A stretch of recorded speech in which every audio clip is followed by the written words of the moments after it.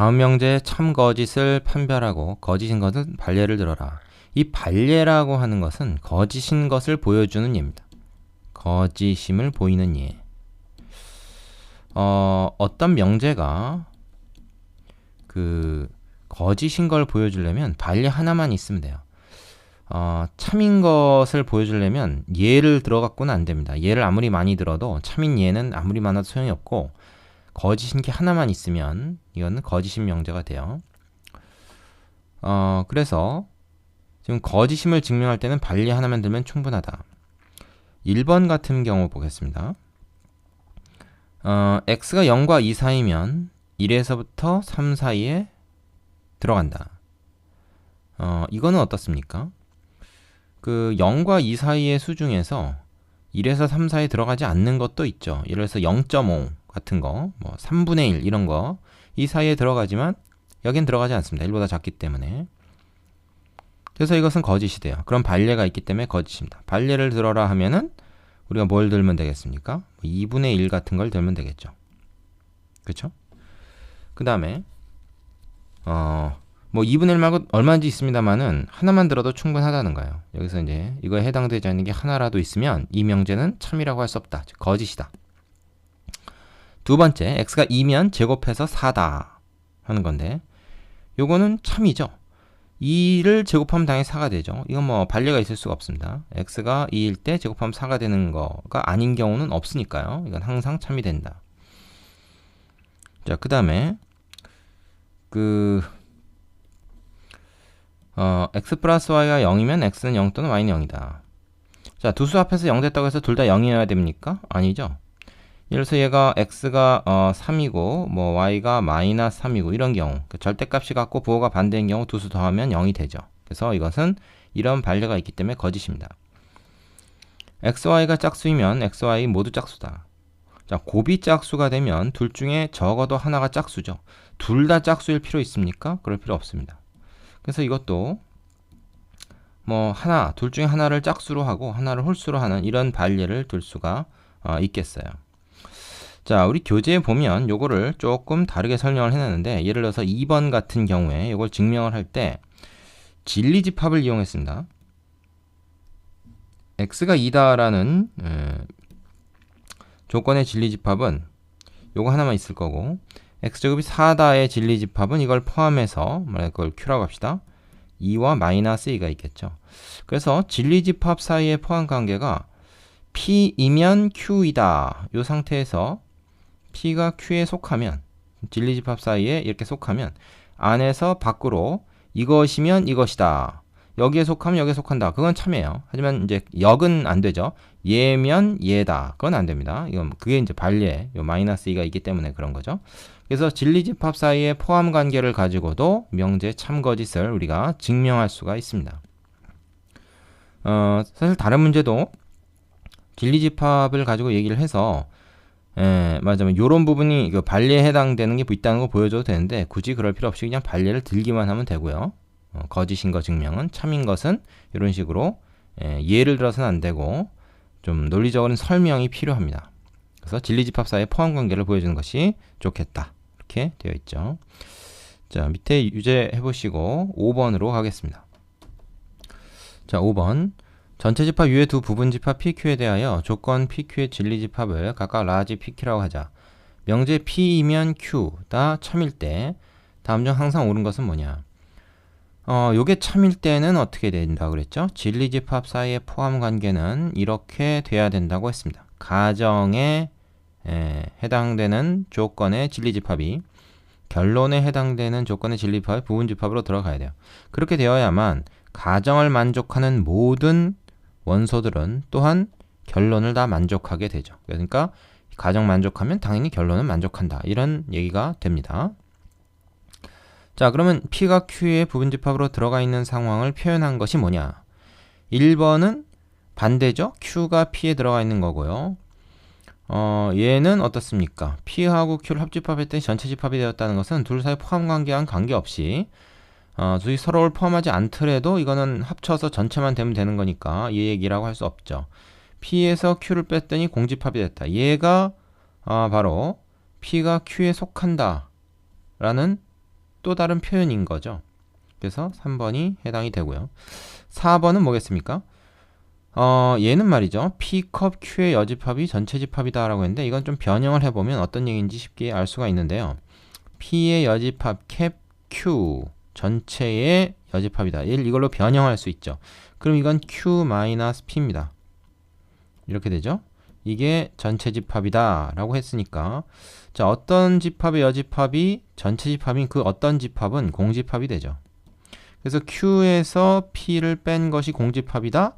그건 뭡니까? 이건 Q가 P에 속해 있다라는 말이니까 해당되지 않죠. 그 다음에 얘는 뭡니까? Q의 여집합에서 P의 여집합을 뺐더니 전체 집합이 되었다. 자, 이것도 좀 변형을 해볼까요?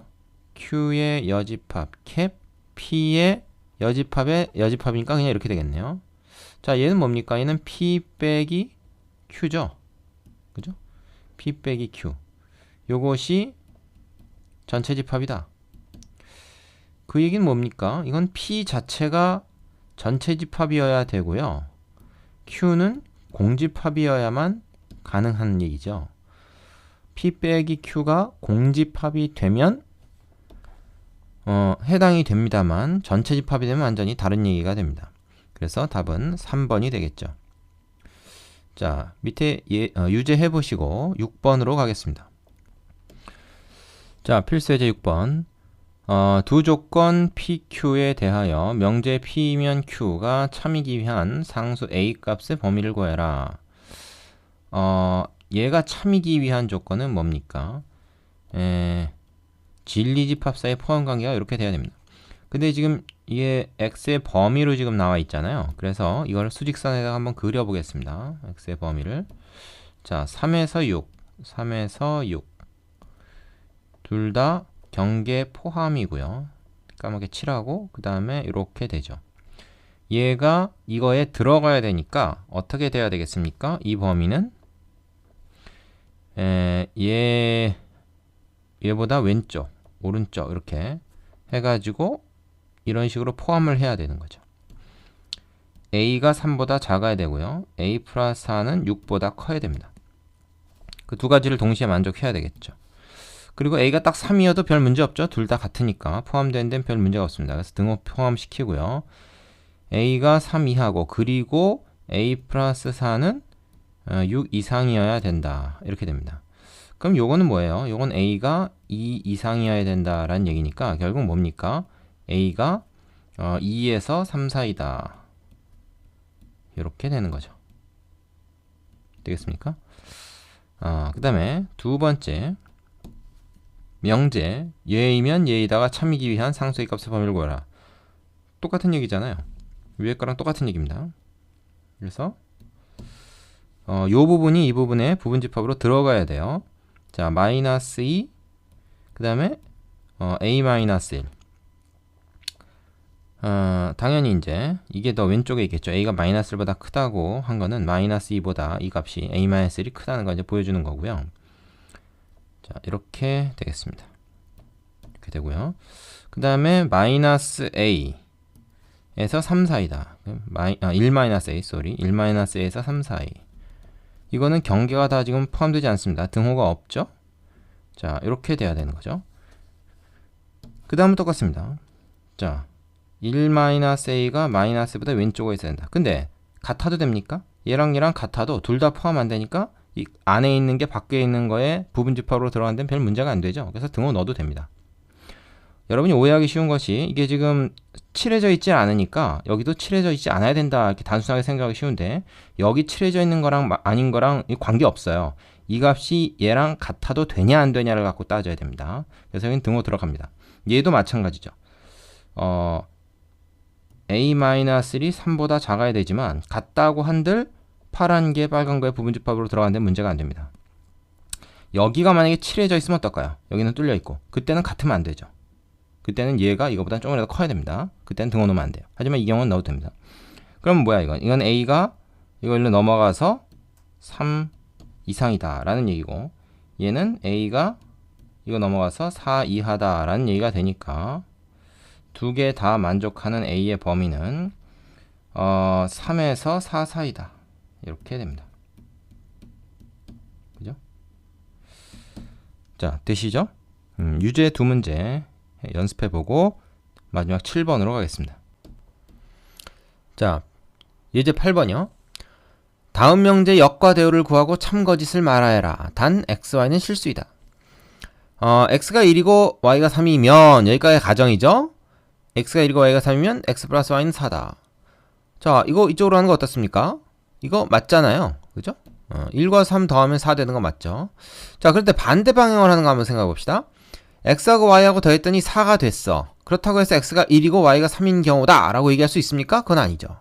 왜냐면 뭐 2와 2일 수도 있고, 그죠? x, y가 뭐 5하고 마이너스 1일 수도 있는 거지 x 플러스 y가 4라고 해서 이라고 할 수는 없습니다. 얘기하자면 이런 거죠.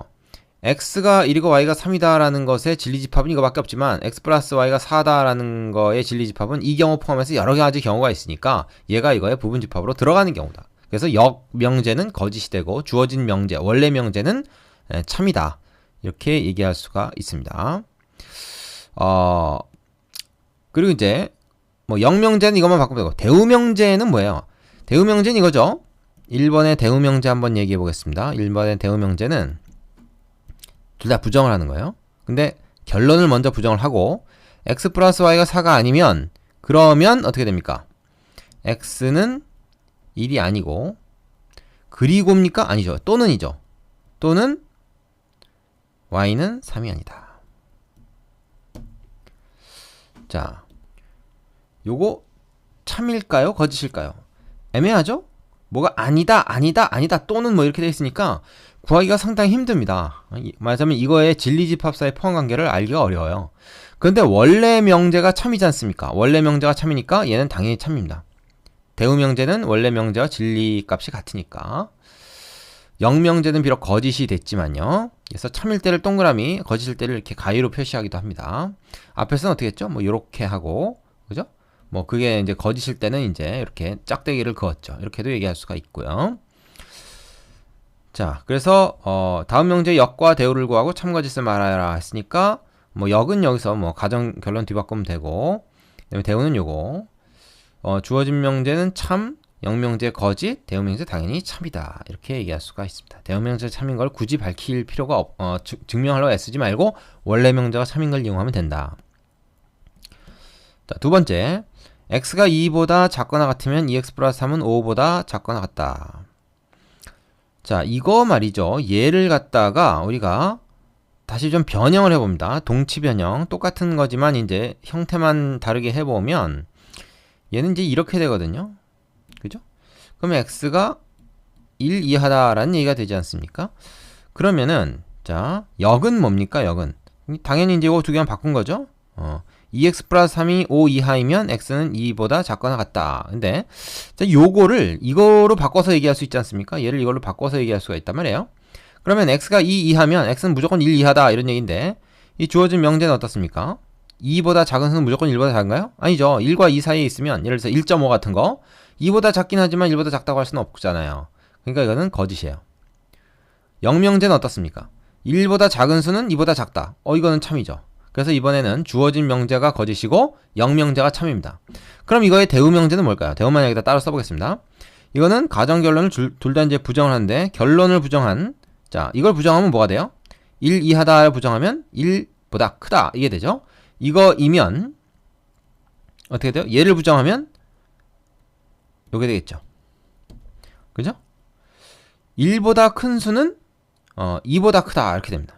이거 맞는 얘기입니까? 틀린 얘기죠. 1보다 크다가 무조건 2보다 크다고 할 수 없잖아요. 이건 거짓이다. 당연한 것이 원래 명제가 거짓이었잖아요. 그러니까 이거의 대우명제도 당연히 거짓이겠죠. 되겠습니까? 자, 요거 무슨 얘기인지 잘 이해 안 가면 두 번, 세 번 반복해서 좀 읽어보고 좀 이해하도록 애써 보셔야 됩니다. 밑에 유지 해보시고 예제 9번으로 가겠습니다. 자, 예제 9번. 요번 3단 논법에 대해서 물어보고 있는데 두 명제 P면 Q이다. 이 조건문이 참이고 R이면 not Q다. 이 조건문이 모두 참이다. 이때 다음 보기 중 반드시 참인 것을 모두 골라라 그랬는데 지금 여기하고 여기서 우리가 Q라는 게 같이 보이죠. 여기 물론 not이 붙어 있다마는 그럼 우리 이제 이렇게 해봅니다. 지금 R이면 not Q라 그랬단 말이에요. 이게 참이라 그랬어요. R이면 not Q가 참이면 이거의 대우명제 뭡니까? 요거 not Q를 부정한 거 그리고 방향은 똑같이 합시다. 이렇게 화살표 방향 그대로 하고 얘를 바꿔놓읍시다. not R 이렇게 되죠. 얘가 참이면 얘도 참입니다. 왜죠? 대우명제니까. 그럼 얘하고 얘를 연결해 볼 수가 있어요. 왜냐면 어떻게 돼요? P이면 Q이다가 참이다 그랬거든. 그럼 P이면 Q이다가 참이야. 근데 Q이면 not R도 참이야. 그럼 뭐야? 얘가 이거에 속하고 얘가 이거에 속하는 거지? 그 진리집합의 포함관계가요. 그래서 요런 상황이라는 거죠. 자, 이때는 뭘까요? R이 뭔지 모르겠지만 그거 여집합이라는 집합에 얘가 이제 속하는 겁니다. 그럼 뭐냐? P는 R의 여집합에 속한다. 이렇게 얘기할 수가 있는 거죠.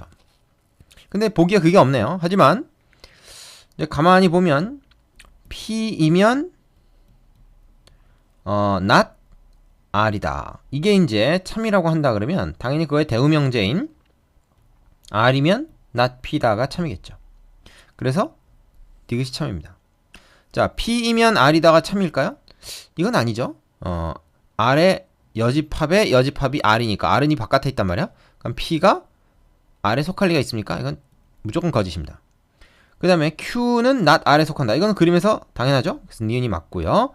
얘는 뭐야? not P는 not R이다. 이거는 달리 말하면 이거의 대우명제를 살펴보면 말이죠. 이거 이런 얘기거든요. 자, R은 여기 밖에 있는 게 R이에요. R의 여집합이 여기 있는 겁니다. 이 밖에 있는 애는 P에 속한다. P의 부분집합으로 들어간다는 얘기인데 말도 안 되는 얘기죠. 그래서 틀립니다. 니은과 디귿이 참이라는 것을 알 수가 있죠. 역시 여기서도 벤 다이어그램이 아주 유용한 역할을 하고 있다는 것을 볼 수가 있습니다. 자, 그럼 밑에 있는 유제 두 개 해보시고 10번으로 가겠습니다. 자, 세조건 PQR의 진리집합을 각각 라지 PQR이라고 할 때 그 진리집합 사이에 이런 관계가 성립한다. 다음 중 반드시 참여명제가 아닌 것은 그랬는데 그림으로 한번 볼까요? P 컵 Q가 P다. 이거 뭐 일종의 흡수 법칙 아닙니까? 그래서 이거는 뭐예요? P가 Q를 포함하고 있다라는 뜻이죠. 저 말이. 그 다음에 Q와 R의 교집합이 R이다라는 말은 또 뭐죠? 흡수 법칙에서 R이 Q의 부분집합으로 들어가 있다. 그러니까 R은 Q에 속하고 Q는 P에 속하는 상황이니까 이걸 조건을 가지고 얘기하면 R이면 Q 그리고 Q이면 P. 진리집합을 가지고 우리가 요 조건들의 그 조건문을 만들 수가 있습니다. 참임명제가 이렇게 돼요. 자, 그러면 반드시 참임명제가 아닌 것은 그랬으니까 여기 속하지 않은 걸 봐야 되겠죠. Q이면 P이다. 여기 있죠? 이거 맞고요. R이면 Q이다. 요거 여기 있으니까 맞고요. R이면 P이다. 3단 논법에 의해서 역시 맞습니다. not P이면 not R이다. 이거는 R이면 P이다의 대우명제인 거죠. 이 반대로 이렇게 오는데 부정한 거니까 대우명제 역시 맞습니다.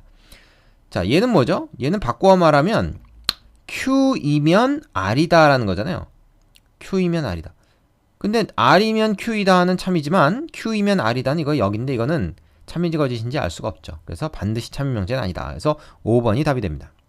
이해되십니까? 자, 밑에 유제 하나 있으니까 그거 해보시고 나서 다음 단원으로 가시기 바랍니다. 여기까지 수고하셨습니다.